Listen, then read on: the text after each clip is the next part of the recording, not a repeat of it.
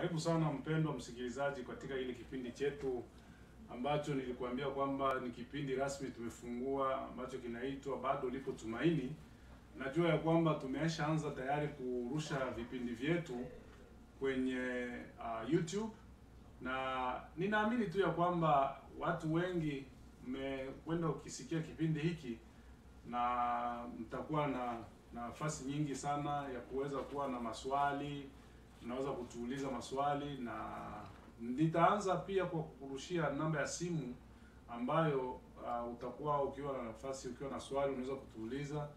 Ni namba yangu ya simu ni 61658947993. Kwa majina naitwa Mchungaji Banza Mukala, hiyo ndio jina langu. Tena kama nilivyojitambulisha, ni mchungaji katika kanisa la Restoration Community Church. Ninarudilia haya maneno kwa sababu inawezekana kuna mwingine ambaye ulimwalika ni rafiki yako ambaye amekuja na yeye pia afuatilie kipindi. Ndio maana ninajitambulisha tena, lakini itafikia sehemu hatutakuwa tena na sababu ya kujitambulisha sana, kwa sababu utakuwa umetufahamu, utakuwa umenifahamu vizuri. Nilivyokuahidi, nilikwambia kwamba kipindi hiki kinakuja ili kwamba kiweze kukusaidia hasa zaidi kwa yale matatizo ambayo umeyapitia, na zaidi ya yote ufaidike pia katika swala la kuweza kujiandaa siku moja uweze kwenda mbinguni. Kwa hiyo nafikiri wiki iliyopita, mpendwa msikilizaji, tumekuwa na mambo mbalimbali tuliweza kuyasema, lakini zaidi nilikuwa nagusia kuhusu kwamba bado lipo tumaini, na nikakwambia ni jinsi gani ni tumaini gani ambao unaweza kutumainia katika maisha yako. Japokuwa watu wanaweza kuwa na matumaini mengi, wanatumaini vitu mbalimbali, lakini nieleza kwamba iko tumaini moja tu, na hiyo tumaini ndio unatakiwa wewe uitumaini, ni Yesu Kristo. Basi katika tutakapokuwa tunaendelea na vipindi hivi, nilikwambia kwamba tutakuwa nakuletea si kwamba tutakuletea tu somo moja, tutakuwa nakuja na masomo mengi mengine tofauti ambayo yatakutana na tatizo linalo kukabili sasa hivi.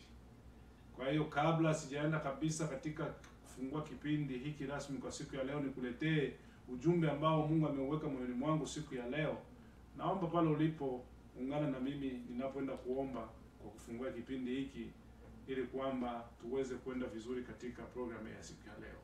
Basi ikiwa uko tayari, nataka nikuombee na niombe pia ili kwamba kufungua kipindi. Acha niombe. Baba, katika jina lako Yesu Kristo, ninakushukuru kwa sababu umenipa nafasi nzuri ya kuweza kuzungumza na mpendwa msikilizaji ambaye yuko mbali na mimi kwa sasa hivi. Lakini pamoja na kwamba yuko mbali na mimi, wewe Mungu uko karibu yake. Uko pale alipo. Unajua ni shida gani inayomsumbua. Wengine wako katika kitanda cha magonjwa hawajiwezi. Wengine wako ni wafungwa katika magereza. Wengine inawezekana shida ya maisha. Wengine wako na mambo mengi ambayo yanawasumbua. Bwana Yesu, kipindi hiki umekianzisha mwenyewe. Si mimi nimekianzisha, lakini wewe umekianzisha kulingana na mahitaji ya watu wako ambao wanasumbuka.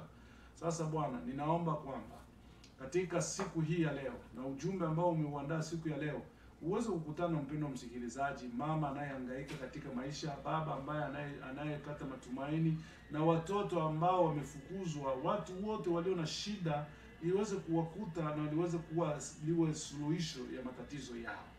Asante, ninaomba kwamba kipindi hiki wewe Mungu tutangulie wewe pamoja nasi. Programu hii naweka mikononi mwako.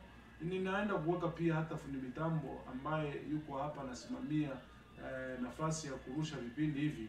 Ninamuombea kwamba Mungu bariki moyo wake ambao uko tayari kila sana kila wakati kuweza kusaidia kwa kuweza kusaidia kurusha vipindi hivi.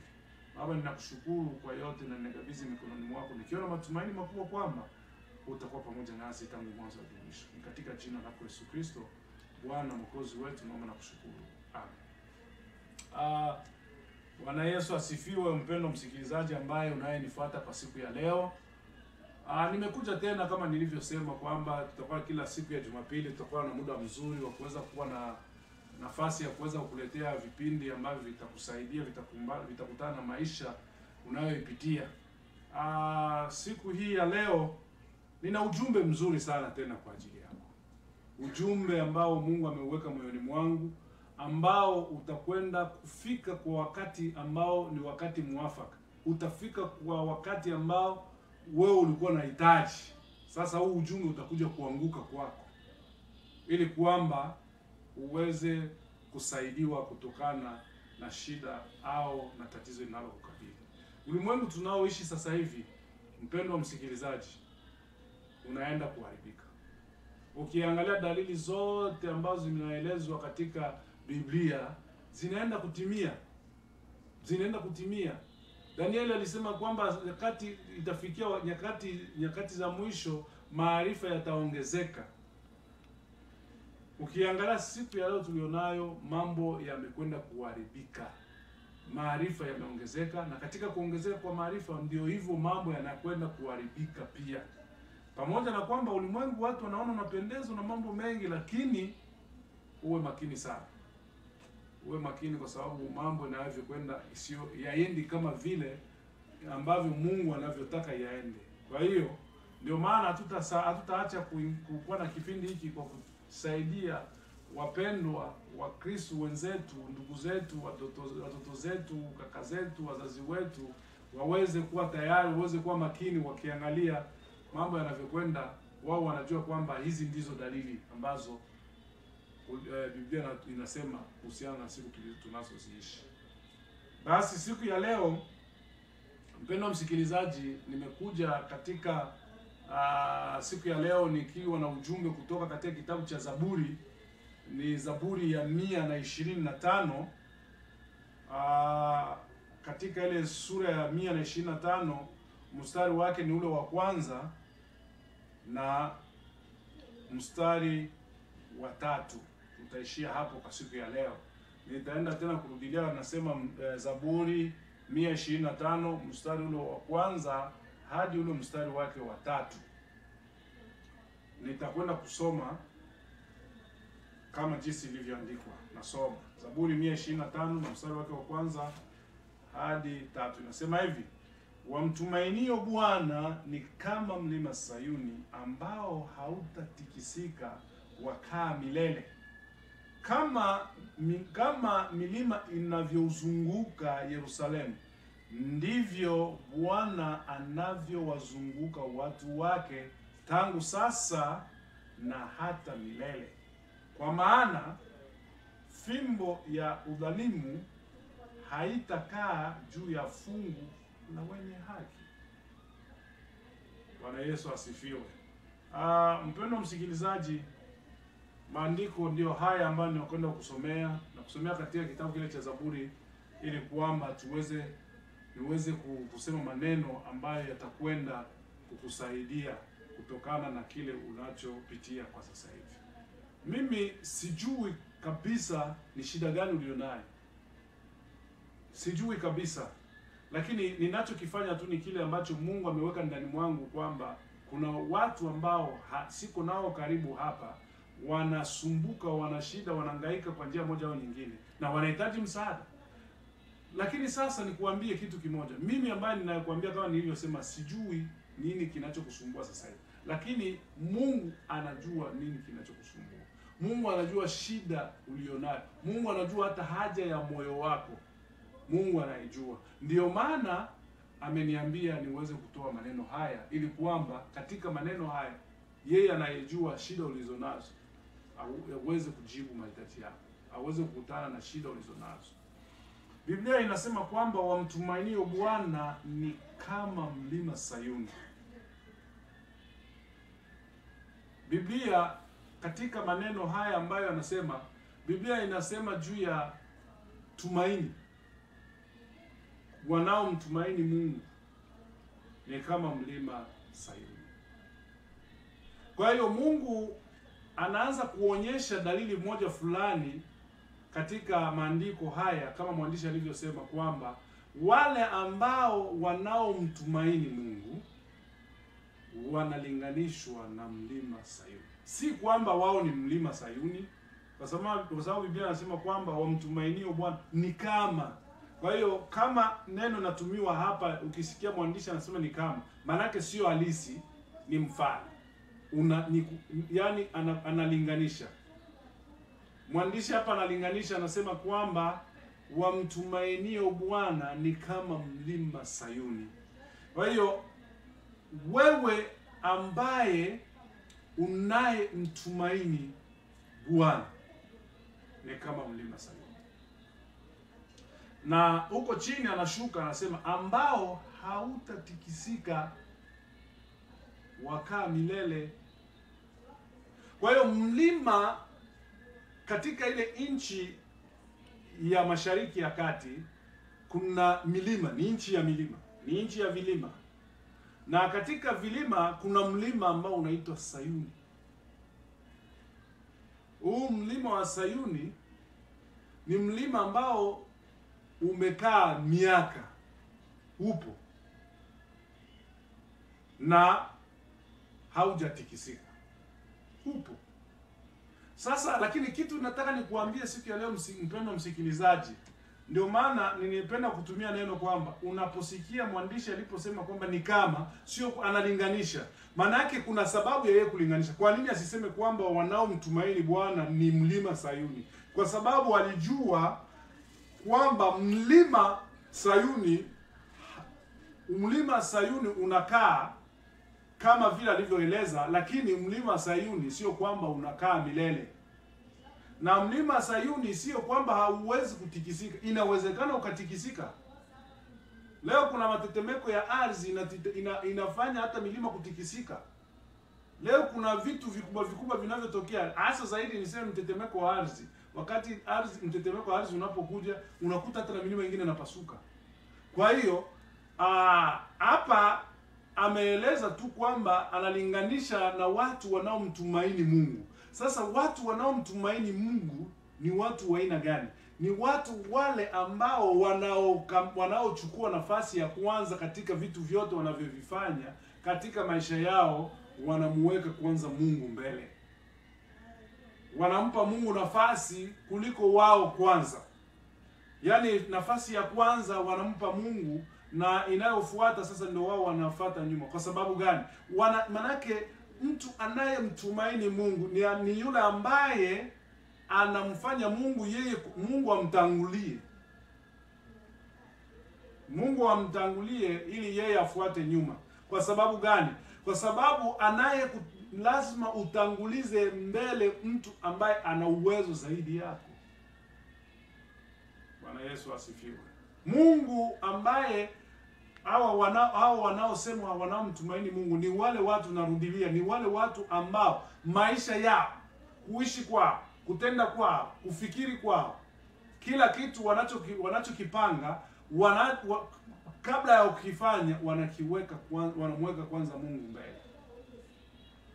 Wanamweka kwanza Mungu mbele. Ndiyo maana hawa watu wanasema kwamba hawatikisiki.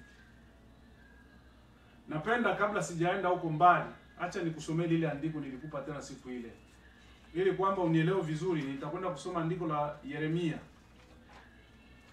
Kitabu cha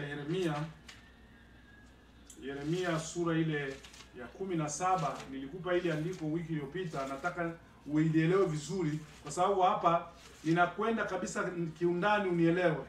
Yeremia sura ya 17 na mstari wake wa 5, au niseme kwa tuanze na mstari wake wa 5 hadi 7. Itakuwa vizuri zaidi. Nasoma Yeremia sura ile ya 5, sura ya 17 samani, mstari wa 5 hadi 7. Nasema hivi: Bwana asema hivi, amelaaniwa mtu yule amtegemeaye mwanadamu, amfanyaye mwanadamu kuwa kinga lake. Maana moyoni mwake amemwacha Bwana. Maana atakuwa kama fukara nyikani, hataona yatakapotokea mema, bali atakaa jangwani palipo ukame, katika nchi ya chumvi isiyokaliwa na watu. Amebarikiwa mtu yule anayemtegemea Bwana, ambaye Bwana ni tumaini lake. Maana atakuwa kama mti uliopandwa kando ya maji, uenezao mizizi yake karibu na mto. Bwana Yesu asifiwe. Kwa hiyo ukisoma katika ule mstari wa 5 anaeleza vizuri kwamba amelaaniwa mtu yule amtegemeaye mwanadamu, amfanyaye mwanadamu kuwa kinga yake. Ndiyo neno lile nilikuwa nataka kukuambia, nililosema mwanzo pale katika kile kitabu cha Zaburi 125.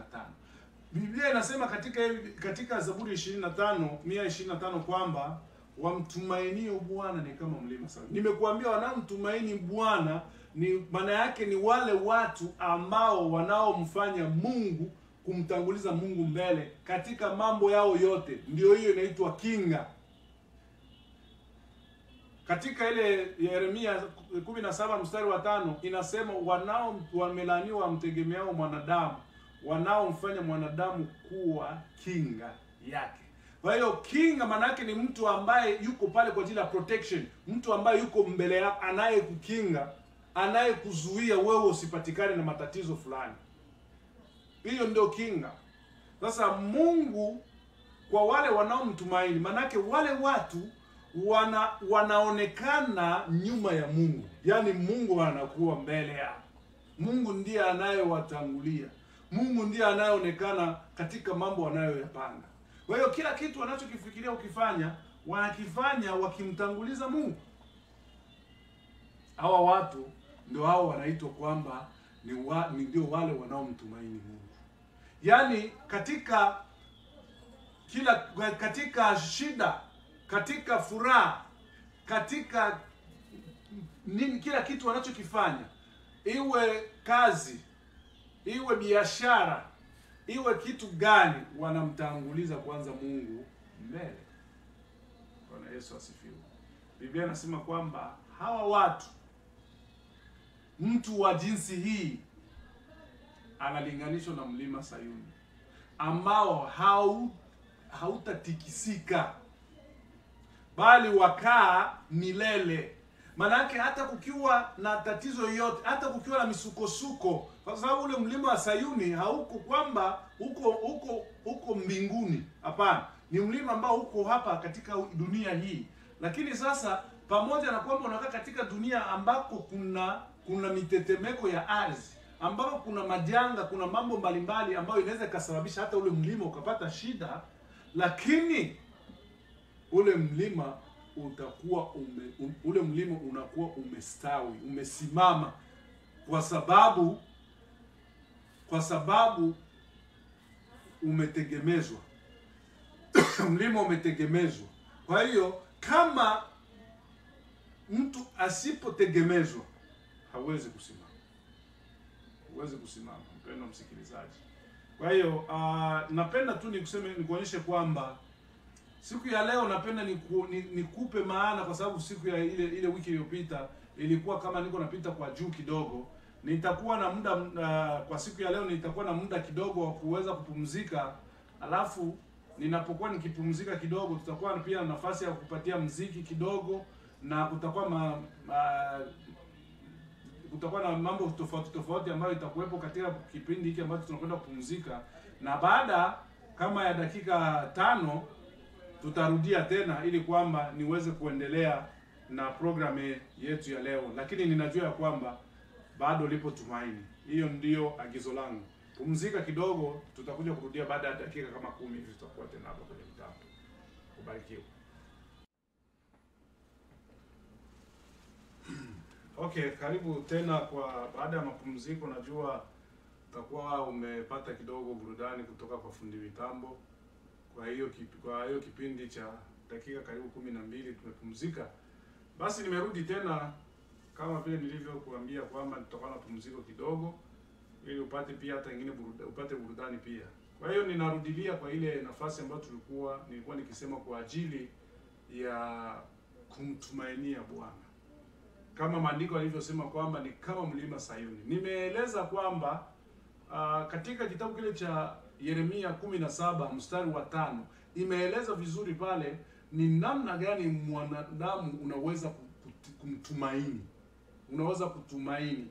Yaani ni kumfanya mtu mwingine hakutangulie mbele kuwa kama vile yeye ndiye kinga lako. Yeye ndiye anayekuwezesha. Yeye ndiye anayekutegemeza. Kwa hiyo katika lugha hii inataka kumaanisha kwamba mwanadamu kama mwanadamu unatakiwa utafute mtu unayemtegemea, mtu unayemtumaini. Sasa Biblia hapa inalinganisha na mlima Sayuni ambao unakaa hautikisiki.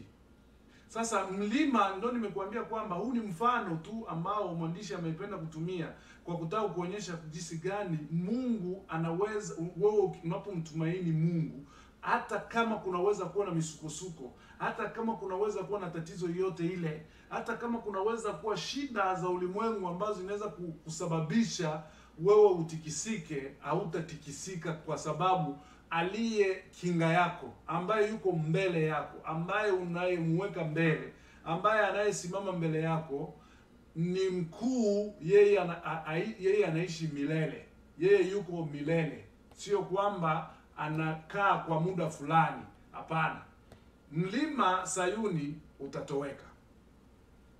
Bwana Yesu asifiwe. Kumbuka kwamba siku ya gharika, wakati wa gharika mambo iliharibika, maji iliingia ikaenea hadi ulimwengu mzima. Hakuna mlima ulioonekana, haupo mlima ukuonekana. Kwa hiyo kama mlima utakuwa ni tegemeo, au kama mlima unasema kwamba unaweza kukaa milele, lakini sasa ule ni mfano. Wewe ndio unaambiwa sasa, ukimtumaini Mungu, ukimfanya Mungu kuwa kinga, ukimweka Mungu mbele yako, ukimfanya Mungu akutangulie katika shughuli zako, ukimfanya Mungu akutangulie katika ndoa yako, ukimfanya Mungu akutangulie katika magonjwa yako, ukimfanya Mungu akutangulie katika safari yako unayoifanya, ukimweka Mungu akutangulie katika shule au katika mtihani ulionao, au ukimweka Mungu akusimamie katika kesi ulionayo, labda kesho kwenda kwa hakimu na unatafuta nani atakusaidia, ukimweka yeye mbele, basi utashinda. Ushindi wako kabisa uko mbele yako, ushindi uko machoni pako, ushindi uko mikononi mwako, kwa sababu unamweka Mungu kuwa tumaini lako, unamfanya Mungu kuwa tumaini. Na nataka nikwambie mpendwa msikilizaji, katika mafanikio ya wanadamu, ya hasa sisi ambao ni Wakristo ambao tunayomjua Mungu, siri kubwa ya mafanikio ni kumtegemea Mungu.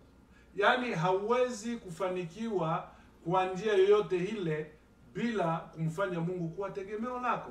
Kwa hiyo katika hili andiko utakuja kuona kuna mifano miwili, au niseme kwamba kuna maneno mawili ambayo mifano miwili ambayo mwandishi anakwenda kuitumia. Ya kwanza anasema wanaomtumaini Mungu ni kama mlima Sayuni. Alafu katika ya pili anatoa tena ingine fafanuzi. Anasema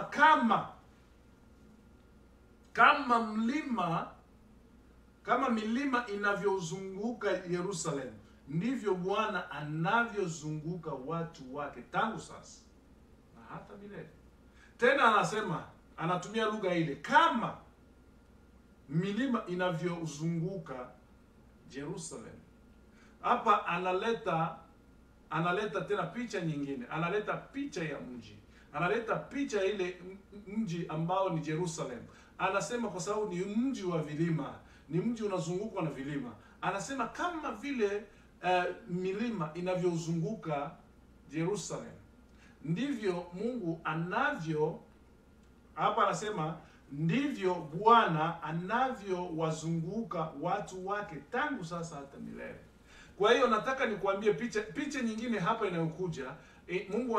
Mwandishi anataka kutuambia kuhusu jinsi gani milima inavyozunguka ule mji wa Yerusalemu, ambao ni mji ulionekana ni mji, ulikuwa nafasi palikuwa panaishi watu wake, ni mahali ambapo Mungu alikuwa anaangalia zaidi. Ndio maana Biblia inatumia hiyo lugha. Ni mahali ambapo palikuwa panaishi wafalme ambao walikuwa wenye kumcha Mungu, waliomtegemea Mungu. Kama ukiangalia kina Daudi walikuwa hapo Yerusalemu, na katika sehemu ambayo iliyokuwa kubwa aliyokuwa anaishi ni pale Yerusalemu.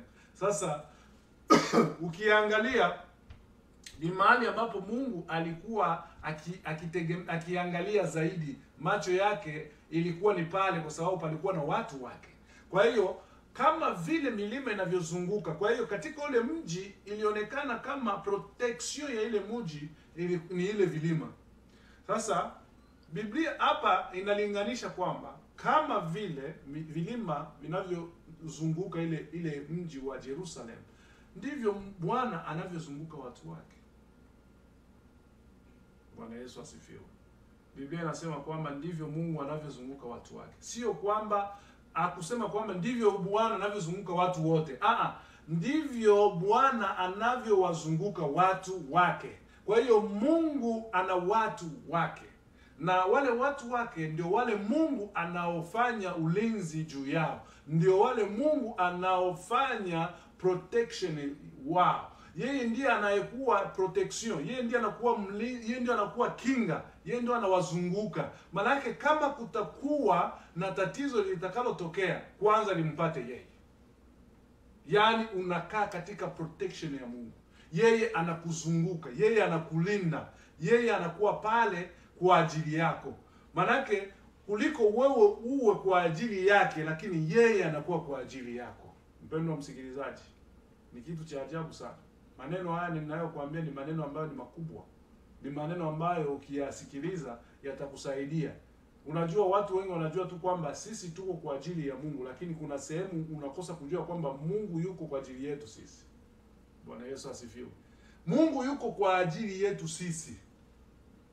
Maana yake ukipata shida, ikiwa kwamba wewe ukiwa ndani yake, ikiwa wewe unamtegemea, ikiwa wewe unamtumainia, yeye anachokifanya ni kukuzunguka, ni kukaa kwa ajili yako akikesha. Ndio maana katika Zaburi hapa tena anasema kwamba wanaolinda wasipolinda na Mungu wanakesha bure. Mungu asipolinda mji, wanaolinda wanafanya kazi bure. Bwana Yesu asifiwe. Kwa hiyo anayelinda ni Mungu. Mungu yuko pale kwa ajili ya kutulinda. Mungu yuko pale kwa ajili ya kutukinga. Mungu yuko pale kwa ajili ya kuhakikisha kwamba wewe uko salama. Kwa hiyo kitu kinachosumbua ni kitu kidogo sana. Ni hili ambayo shetani anakuja kukudanganya kwa kukuambia kwamba tatizo hili linalokuja kwako halitakuacha. Tatizo hili litakumaliza. Unafikia hatua mpaka unasema sasa hivi nifanye nini? Unaanza kuhangaika, unaangalia unasema nitafanya nini? Kwa sababu hili tatizo limenikumba, sijui niende wapi. Sasa anataka akutoe katika ulinzi wa Mungu, anataka akutoe katika protection ya Mungu. Mungu hataki utoke pale ulipo, kwa sababu ukikaa pale ndipo pale utakwenda kulindwa vizuri, na pale ndipo unapopata mafanikio. Watu wengi wanakimbilia mafanikio, wanaacha mafanikio, wanakimbia huku wakifikiria kule wanakoenda ndio kwenye mafanikio. Watu wanakimbilia miujiza, wanataka kupona, watu wanataka utajiri, watu wanataka maisha ya raha, watu wanatafuta vitu mbalimbali katika ulimwengu huu, wakifikiria kwamba watavipata kule wanakokimbilia. Ndio maana utakuta watu leo wanakimbizana, yani ni hatari. Wengine wanamalizana, wanauana, wengine yani hawana tena huruma wanadamu, kwa sababu wanatafuta maendeleo, wanatafuta kuendelea, wanatafuta furaha ya ulimwengu, wameacha furaha. Wengine wanasema kwamba nikienda kusoma sana, basi huko ndio mimi napata mafanikio. Katika kusoma kwangu ndio mafanikio. Wengine wanasema nikipata kazi nzuri inayolipa dola 15 kwa saa ndio mafanikio. Wengine wanasema kwamba nikizaa watoto wengi ndio mafanikio. Nikiwa na mme ndio mafanikio. Nikiwa na mke ndio mafanikio. Nikiwa na nyumba nzuri ndio mafanikio. Nikiwa kama mtu mwenyewe ambaye labda nina cheo kubwa katika kampuni ndio mafanikio. Au wengine wanasema kwamba nikiwa na mama na nikiwa na baba ndio mafanikio. Ni kweli, inawezekana vile ndivyo unavyotegemea, ndivyo unavyofikiria. Lakini acha nikupe changamoto kubwa siku ya leo. Unakimbia mafanikio. Unaiacha Usitoke katika ule wigo, usitoke katika ile sehemu ambako Mungu anakulinda. Ule mji wa Jerusalem, ile milima inayozunguka Jerusalem haitakubali ile milima ivunjike kwa sababu inalindwa. Inalindwa. Sasa Biblia inasema nini? Kama jinsi milima inavyozunguka Jerusalem, ndivyo Bwana anavyowazunguka watu wake tangu sasa na hata milele. Kwa hiyo Mungu kazi anayoifanya ni kukuzunguka kuanzia sasa na hata milele. Kwa hiyo unapewa guarantee ya kuishi katika ulinzi wa Mungu kuanzia sasa na hata milele. Kwa hiyo hauna sababu ya kulia, hauna sababu ya kukimbia, hauna sababu ya kuhangaika, ya kusikia habari ya watu wanasema huku ndio kuko hivi, huku ndio kuna miujiza. Niko naona siku za leo ni hatari. Ukiangalia kwenye TV, tunaangalia mambo ya ajabu ajabu. Watu wanakimbilia kutafuta ni namna gani wataweza kufanikiwa katika miujiza. Wengine wanabeba sijui mapicha, wanapeleka kwa watumishi wa Mungu ambao wanasema kwamba wana uwezo wa kufanya vitu mbalimbali. Sikiliza nikwambie mpendo msikilizaji. Hakuna mtu aliye na uwezo wa kumzidi Mungu. Hayupo. Usidanganike, hakuna mtu aliye na uwezo zaidi ya Mungu. Hayupo. Mimi huyu ni mchungaji wa hivi na hivi, huyu ni mchungaji wa ajabu. Mchungaji wa ajabu anawezeshwa na Mungu. Hajiwezeshi mwenyewe, hana chochote, atakudanganya. Akikwambia yeye ndio anafanya, amekudanganya huyo. Lakini mwenyewe ambaye ana uwezo wa kufanya ni Mungu. Watu wamefikia mpaka kiasi cha kuacha imani. Wanakimbia, wanaacha imani. Wakiona kanisani pale watu wanaingia, hakuna mtu anayeanguka sijui pepo, hakuna mtu ambaye anayeambiwa maneno ya unabii anasema hili kanisa haliendi hivi. Nani amekudanganya? Haukuitwa tu juu ya hiyo. Hivyo vitu ni vitu vidogo sana, visikusumbue. Usisumbuke. Kitu ambacho nataka nikuambie siku ya leo ni kwamba sumbukia kwanza kuingia katika wigo, kuingia katika upango, kuingia katika ua, katika ile fence ya Mungu. Ingia katika fence la Mungu, kwa sababu ukiingia mle unakuwa na assurance, unakuwa na insurance ya kujua kwamba unaishi maisha ambayo ni ya milele. Na katika maisha ya milele maana yake hufi. Ijapokuwa utaona matatizo yanakutokea, yanafanya nini, wewe upo. Hakuna mtu atakayekutoa pale. Sasa anayetafuta kukutoa pale ni shetani. Anayetaka kukutoa pale ni mwili wako. Anayetaka kukutoa pale ni mawazo yako. Ndio maana unatakiwa ubadilike kwanza, hata kiakili na kimawazo. Uone kwamba sasa hivi unatakiwa uishi katika wigo, katika ulinzi wa Mungu. Unatakiwa uishi katika kumtumaini Mungu. Ndio maana katika Zaburi ile sura ya kwanza, katika Methali ile sura ya kwanza, ukisoma mstari wa kwanza, Suleiman anasema neno mazuri. Anasema kumcha Mungu ndio mwanzo wa maarifa. Kwa hiyo watu wengi wanakimbia maarifa, wanaitafuta sehemu nyingine, na maarifa iko pale. Maarifa iko wapi? Iko kwa Mungu. Unapokaa katika kujifunza kusoma maandiko matakatifu na katika kusikiliza maneno ya watu ambao wamepewa ujumbe. Mpendwa msikilizaji, si kila mtu amepewa ujumbe na Mungu. Kuna watu wanakuja na ujumbe wa kutaka kudanganya, kutoa sehemu. Angalia ujumbe ni ujumbe gani utakao kusaidia. Maana tunaishi katika ulimwengu ambao umeharibika. Ulimwengu tulionao umekwenda kuisha, unaharibika. Sasa ili kwamba nisiende mbali sana, napenda nitafute namna gani ya kuweza kumalizia kwa siku ya leo kwa ujumbe huu ambao ninakuletea leo. Nakwambia siku ya leo nimekuletea ujumbe tena ambao nataka kuonyesha kwamba inawezekana uliwahi kuishi katika sehemu ambako ni nchi ambayo yenye vilima kabisa kama vile Jerusalem. Leo wako watu wanaishi Jerusalem, na ile Jerusalem bado ni mji unazungukwa na vilima. Lakini inawezekana pia na wewe umeishi katika nyumba ambayo imejengwa na kuta za ajabu ajabu za ulinzi kama vile Yeriko.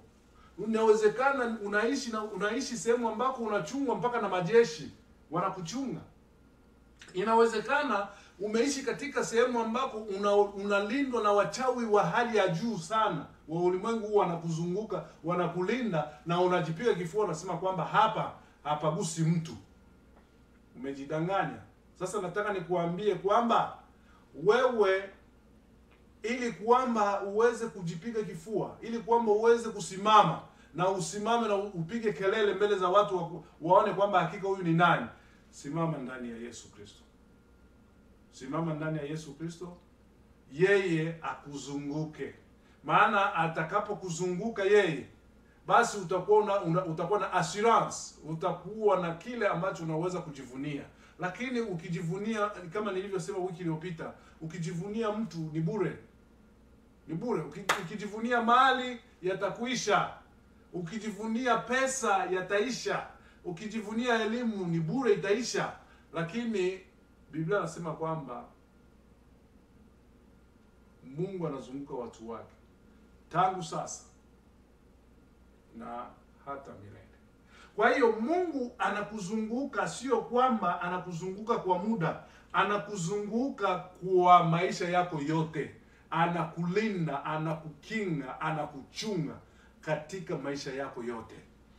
Hata kama utaona mambo yanabadilika katika ulimwengu tulionao, hata kama ukiona vitu vinakuwa ni vinatisha, tulia, usihangaike. Kaa chini uone kwamba una Mungu ambaye anaweza. Una Mungu ambaye anakuchunga, anakulinda. Biblia inasema kwamba mtu ambaye unapogusa watumishi wa Mungu, unapogusa watu wa Mungu, ni sawa sawa na kuingiza kidole kwenye mboni ya jicho ya Mungu. Maana unapogusa watu wa Mungu, unataka kugusa mboni ya jicho la Mungu, kitu ambacho hauwezi. Kwa hiyo Mungu anakesha, anaangalia sana, yuko makini kwa ajili ya watu wake, sio kila mtu. Mpendwa msikilizaji, nakuja kukuuliza swali, je, wewe ni mtu wa nani? Wewe ni mtu wa nani? Nini kinakusumbua? Shida, unataka ufanye shida ikufanye kwamba utoke katika mkono wa Mungu. Biblia inasema kwamba ni jambo la kusikitisha mtu kutoka katika mkono wa Mungu aliye hai. Ni jambo la kusikitisha na ni jambo la kushangaza. Unataka utoke ndani ya mkono wa Mungu kwa sababu ya kansa, kwa sababu ya ukimwi, kwa sababu ya diabetes, kwa sababu ya kisukari, kwa sababu ya moyo, kwa sababu ya stoma. Kwa sababu gani unataka utoke katika mkono wa Mungu aliye hai, yeye ambaye anayekuzunguka? Hauna sababu. Tulia, Mungu akuhudumie. Kwa hiyo napenda nimalize tu kwa siku ya leo kwamba, mpendwa msikilizaji, kwa kweli tunakupenda sana. Kipindi hiki bado lipo tumaini, na Mungu aweze kukutana na shida zako, aweze kukubariki sana, ili kwamba wiki ijayo tena tuweze kukutana. Kama una swali, usiache kutuma swali lako katika namba ya